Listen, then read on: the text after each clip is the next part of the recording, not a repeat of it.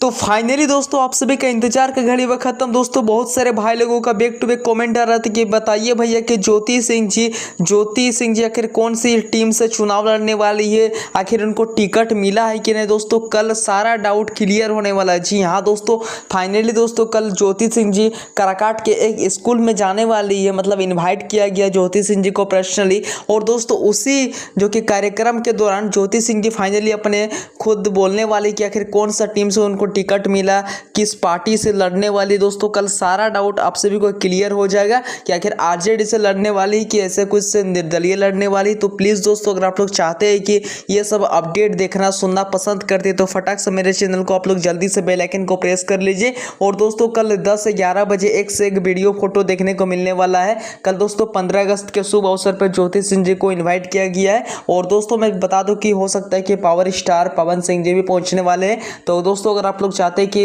एक से एक वीडियो फोटो इसी चैनल की ओर से देखना चाहते हैं तो प्लीज़ जल्दी से बेल आइकन को प्रेस कर लीजिएगा। और दोस्तों अगर आप लोग सच में पावर स्टार पवन सिंह जी का ज्योति सिंह जी कट्टर फैन है तो प्लीज़ ये वीडियो को बिना लाइक किए बिना कमेंट किए नहीं जाइएगा। मिलते हैं किस नेक्स्ट वीडियो के। Thank you.